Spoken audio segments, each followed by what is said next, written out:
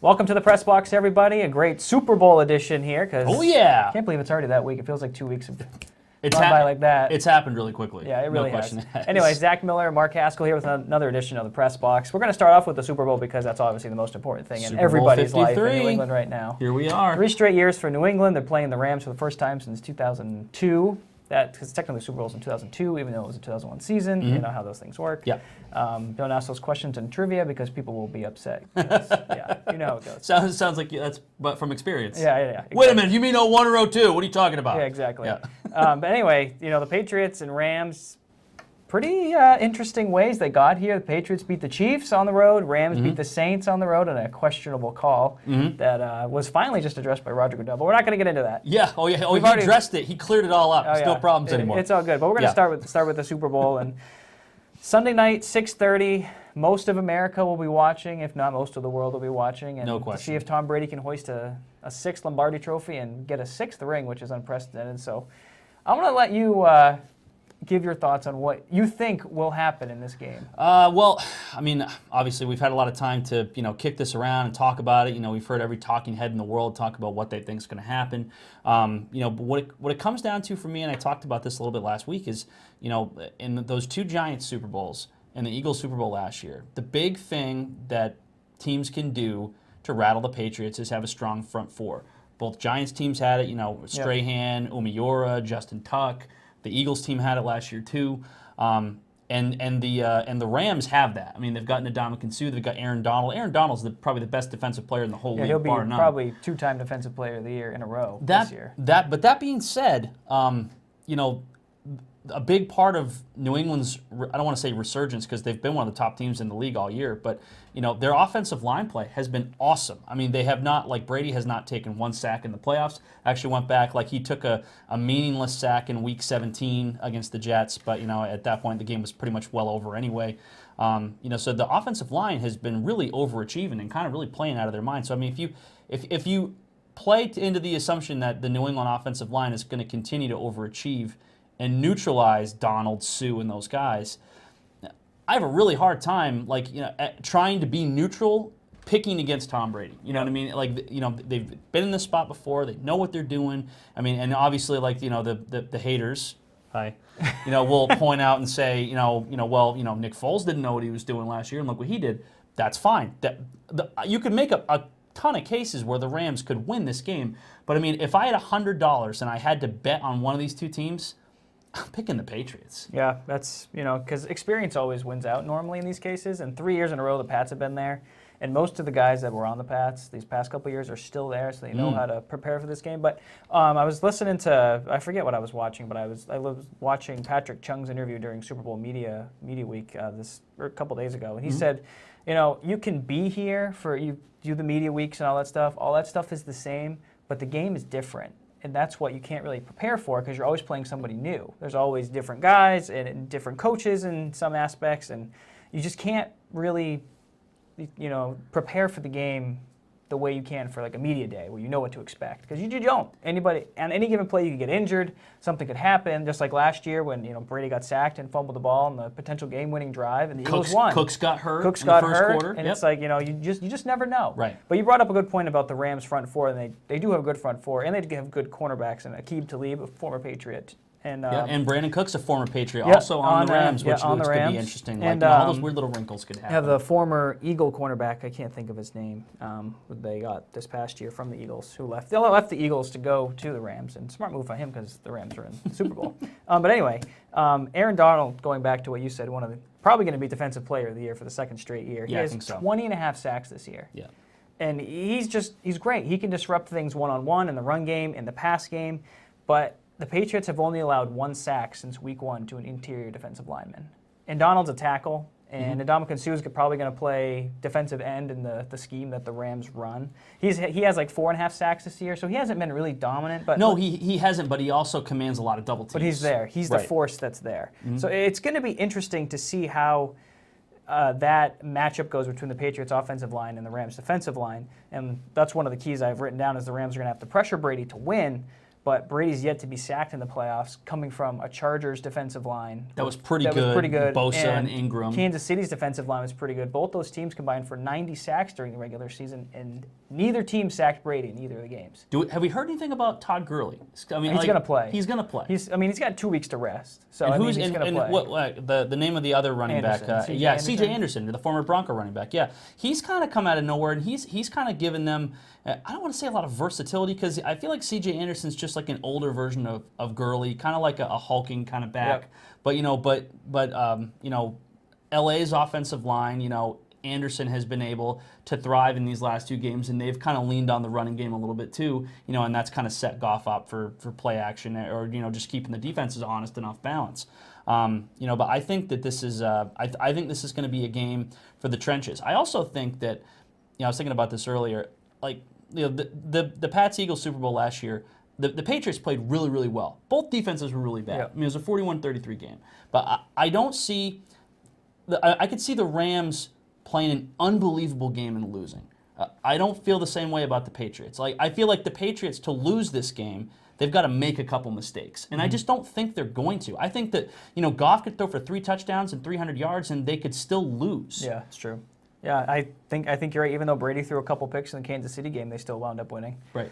Brady's Brady. Brady's going to be Brady. Brady's been that way his whole career. Then you have Jared Goff on the other hand, second year in the league, playing in the biggest game of his career. He has 2 1,200-yard receivers in Robert Woods and Brandon Cooks this year. And Bill Belichick's going to play the defense that he always plays. He's going to give safety help to one guy. Which one it will be, we don't know because they're pretty much mirrors of itself, Woods and Cooks. And then he's going to stick Stephon Gilmore on the other one. So the real question is, can the Pats stop Todd Gurley and C.J. Anderson's run game? Because if they can load the box and put Gilmore and have safety help on the other receiver and put them on islands, so to speak. Right. Then you're going to force Jared Goff to make mistakes. And I think Jared Goff will make mistakes in that type of situation. Yeah, I could see that. But another guy to look out for in this game that a lot of people aren't talking about a lot is Josh Reynolds. Now, he has stepped up pretty well for the Rams all season long, when Cooper Kupp went down with that injury. And I know that because Josh Reynolds is on my fantasy football team. So he held his own as my number 3 receiver on my team. I was very excited about that. But he's a guy, if you've got squares or if you've got who's going to score the first touchdown, Josh Reynolds would be an interesting pick. Yeah. Like kind of a dark horse. I mean, not like Sony Michel or James White or Gurley or those are kind of easy picks. You look at a guy like a Josh Reynolds. Or like a Chris Hogan for New England even. But I think Reynolds is a playmaker, and he's pretty darn good as well. When we get to the New England side of the ball, another thing is, what Rob Gronkowski are we going to get?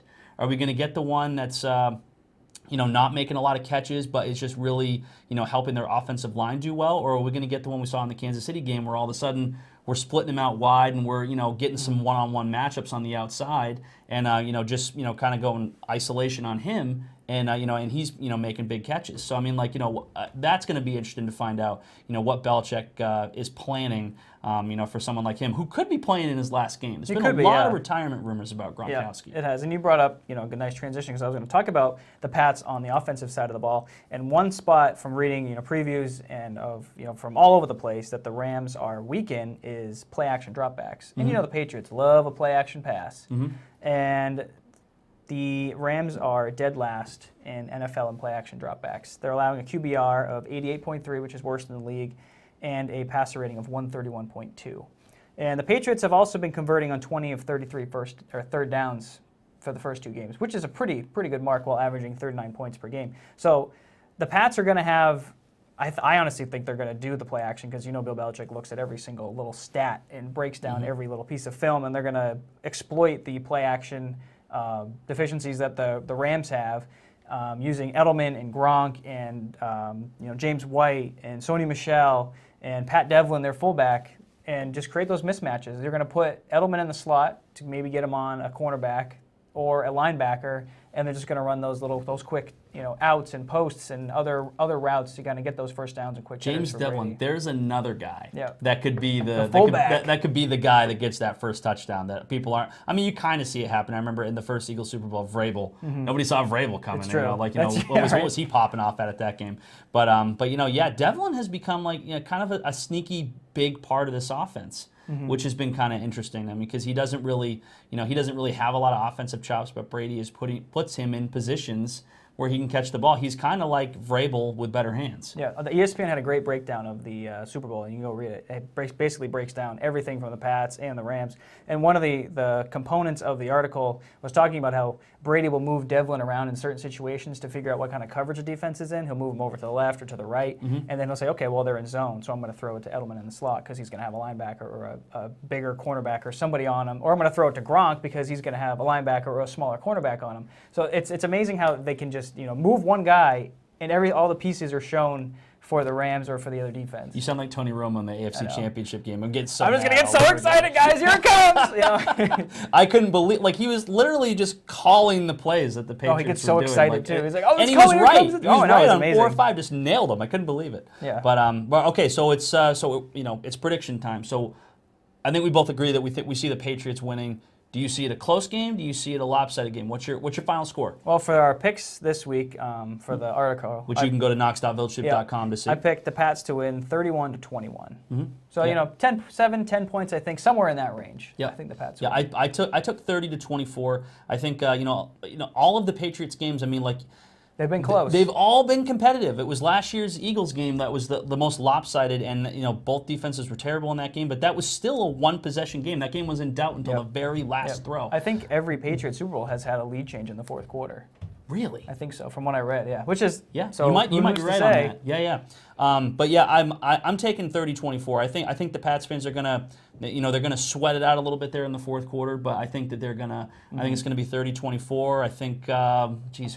Who do we want to give the MVP to? Well, we may as well make MVP. I'll give it to Brady. Yeah, it's always the quarterback unless something crazy happens. Well, he had Deion Branch back in 03. Deion Branch in the Eagles Super Bowl, or Dexter Jackson in the Tampa Raider one, or there was Larry Brown, with the 2 picks for Dallas back in the 90s. But it's almost always a quarterback. So yeah, you probably just it's kind of safe. Vanilla, but it's probably going to be Brady. Yeah, probably.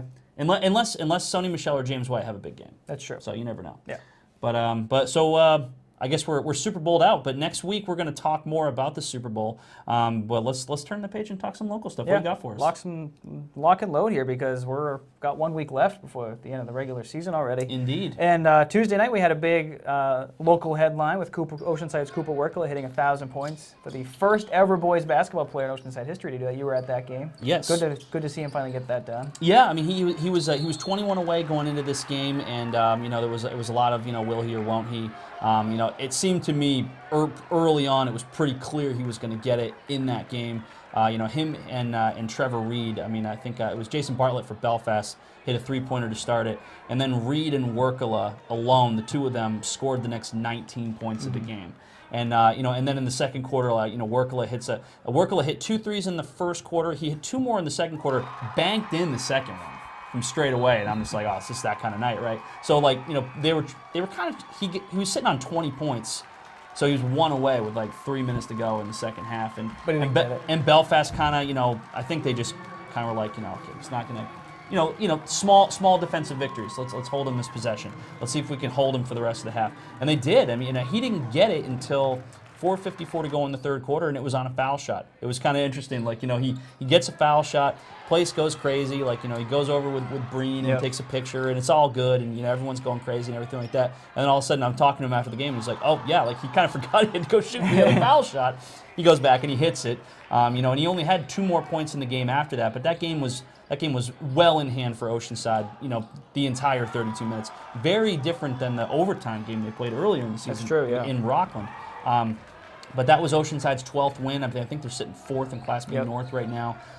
Definitely of all the teams in the Mid-Coast, I think it would be safe to say that Oceanside boys, it seems like they have the best chance to really make some noise in the tournament this year. I think they do. I agree with you because they've given Herman a run for their money twice. Yep. And Herman's undefeated.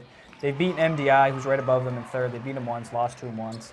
So they can beat anybody in Class B North. I agree with that. But the other thing is, I also think that, if you look at the teams that they're looking up at, there's, MDI and Herman, and I believe the third team Caribou. is Caribou. First Caribou right is 1 right now, but they've played 2 more games than Herman. I think Herman will eventually jump them as long as they stay undefeated. But yeah, in Caribou, like, they're always a team that you really don't have a lot of information about. I mean, they're so far a north. stone's throw from the Canadian border, so Yep. I mean, you really don't know a lot about them. But they've played MDI twice. They split with them. They played Herman twice, split with them. But one of those Herman games was a loss in triple overtime. So I mean, Well, they didn't split with Herman. They lost twice with Herman. Sorry, yeah, they But split yeah, with MDI and that triple they overtime lost game twice was to there, Herman. yeah. Yeah, but that one game was so close. It could have been a split. They Yeah. could have easily split with both those teams. So I mean, you look at that. I mean, I think Oceanside boys, they've got the best chance. I think the Madomic Valley boys, if they can get in. It's You know what I mean? true. Like, There's a lot of fringe North, teams A right North is now. very, very competitive. They are. I think right now Madomic's sitting on like 11 or 12 wins, and they're in the 9 Yeah, spot. they're 10-5 in A North right now, and they're in the 9, like you said, in the 9 spot. They play Right. Messalonsky tonight. If they beat Messalonsky, they'll jump back in. Skowhegan's ahead of them by a couple heel points here. They have to. I think they have Messalonsky. They have Oceanside next week. That and regular then they season have, finale at Oceanside is I going to think be they a huge have game. Mount Ararat as their last 3 games, so they have to win at least one or They two gotta- of those yeah, I to mean, get in. Right. All of those games are point-worthy games. So I feel like if they can win even just one of those games, I don't know what. I think it's Skowhegan is in the 8 spot Yeah. right now. Yep. I don't know where they're at or how many more heel points they have than Madomic or how many more games they've played. But I feel like if Madomic can get one of these next 3 games, I think they'll slide into that 8 spot. Yeah, I think so too. Another team is in a similar situation, which we were just talking about at the Searsport boys. Yep. They're 7 and 8 on the year, and they're only 0.2 heel points out of the final transfer spot to get into the playoffs. They have Bucksport, D-Royal, Stonington, and Central to play. I think they play Bucksport tonight. They play Bucksport tonight and then Central, and then they end the season against Deer So they're going to have to win at least 1 or 2 of them to get into the playoffs as well. And of course, they didn't have Charlie Spiegel for a good first half of the season because he was out with a concussion. So I mean, they'll look back on those games. What if they had Charlie? Maybe they get those 1 or 2 extra wins, and they're sitting comfortably. They don't have to worry about it. You know, it's funny. I've been talking to Dave Pepin a lot, getting results from him from the games, and he's got a couple freshmen that have It's really true, been yeah. stepping up. I believe his name is Josh Wright. I'm Yep. sorry, Josh Wright, if that No, you're right. It is Josh It is Wright. Josh Wright. Yep. But when I spoke to him a game or 2 ago, and Josh Wright was their leading scorer in 6 of their last 7 games. Wow. So I mean, you've got this young kid that's really helping Searsport kind of stay afloat and really kind of giving them a chance. I mean, obviously, you want somebody like Spiegel, who's a senior. You want him to be able to step up for you in these next 3 games. But best case scenario for a team like Searsport, I mean, you're hoping to be on the road for a prelim game, maybe pull an upset, and maybe figure out a way to get to Bangor. That's true. And then on the other side, the Searsport girls are in the last spot to transfer in with a couple games to go. I think they're in the 14th spot. I think at the top 14 Yes. in C North and Yeah, go they in. just beat Sumner Yep. last night in their which I have to mention this really quickly because I also went to that game last night. That was senior night last night. Let me tell you something. Searsport District High School, Josh Toothaker, athletic director, they put on a hell of a show last night. Oh, they man. always do. I mean, it was so great. The way they honored the seniors and everything, it was great. So they did the starting lineup for Sumner, right? They kill the lights. Oh, they put the spotlight out. They now? put the spotlights out. The spotlight. spotlights are That's whirling good. around. Yeah. They've got lights set up in the gymnasium, so it almost looks like an 8th grade dance. You know what I mean? But they've got the music going, and they've got the paper, and they had the starting 5. If you were a senior, you came out through the paper and kind of ran through the paper and exploded. I was so mad because it was dark, so I really couldn't take any pictures or video and really have it translate. But I was just watching it, and I was just like, "Wow, this is so I've damn seen them cool." do that before, too. And they It's pretty cool. and they definitely responded in kind. Yeah. They won that game against the Tigers by 20 points. But yes, they're sitting in the 14th spot right now. So I'm not sure. I'm assuming their schedule is very similar to the boys. Probably It's a mirror image. It's not always like that in C North or D North. Sometimes a C team or a D team might not have a boys team or a girls team, and they've got to make up schedule some other way. I don't have their schedule right in front of me, but they're also in a position where probably if they beat Bucksport, they're probably going to sit right there in that 14th spot. I'd say they're locked in right there. Yeah. And we were talking about this a couple weeks ago. The North Haven girls basketball team and Seacoast Christian were both winless going into that. Right. But Seacoast Christian pretty much dominated North Haven in the game that they played to get into the playoffs. So now North Haven is out without a win in Yeah. D South, and the only spot that doesn't make the playoffs because there's 9 teams and the top 8 make it. So, And but Vinyl Haven is in to make it. And normally, in these situations, it's the top 2/3 that make it in. But actually, I called MPA Executive Director Dick DeRoss to ask him about this, and he said that normally that is the way they do it. But for in these instances, what they did was they just took the top 8 because technically you could just say, okay, the top 2 teams have byes, and the 3 will play the 6 and the 4 will play the 5, and then in the semifinal we'll have 4 teams left.